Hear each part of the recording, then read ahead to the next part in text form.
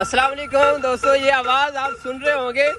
ये वो आवाज़ है जो मेरी उम्र के या मुझसे जो बड़े हैं वो अक्सर सुना करते थे। आजकल जदीद दौर में जो है इस तरह की चक्की नहीं है, ये आटा चक्की है। यहाँ पे आटा बनता है, इसके आटे की जो पिसाई होती है और एक यहाँ पेंजा लगा हुआ है, वो मैं आपको दिखाता हूँ। पेंजा लगा हुआ है वो भी दिखाता हूँ। ये वो जगह है, ये वो आवाज़ है जिस आवाज़ से हम हर किस्म की आवाज़ बना लिया करते थे।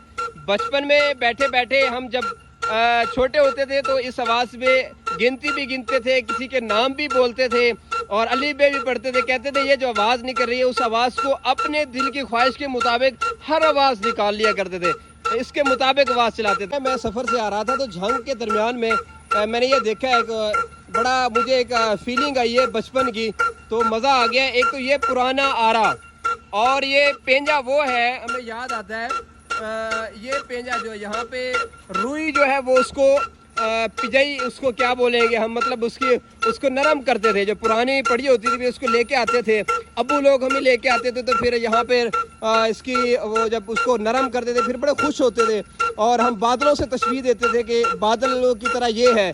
बादलों को भी देखते थे, इसको भी देखते थे, वो एक जैसी लगती थी तो उसके ऊपर चढ़ते थे, उसको उठाते थे, इतनी नरम होती थी, मज़ा आ जाता था।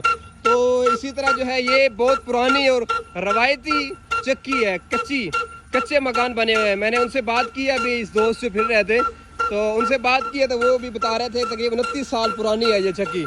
तो इसी तरह जो है ये अंदर ये चक्की बनी हुई है, ये उसका आटा निकाल रहे हैं यहाँ से ना, ये भाई बैठे हैं और आटा निकाल रहे हैं यहाँ से।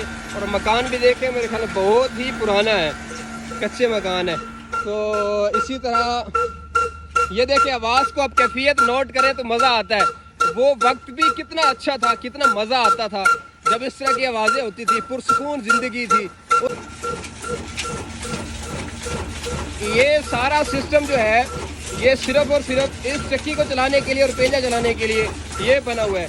ये इस पर ठक ठोक की आवाज़ें और बड़ा वो पुराना वक्त याद आता है बंदे को।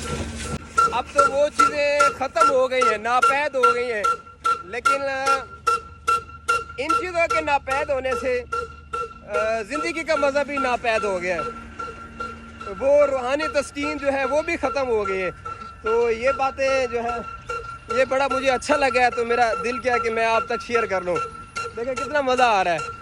तो उम्मीद है आपको भी अच्छा लगा होगा। जो मेरी उम्र या मेरी उम्र से बड़े हैं ना, उनको इस आवाज़ की कैफियत का ज़रूर अंदाज़ा होगा और जो रुई बनाने वाला पेंजा है उसकी भी कैफियत का ज़रूर अंदाज़ा होगा कि वो कितना मज़े की ज़िंदगी थी और कितना पुरसुकून माहौल हुआ करता था।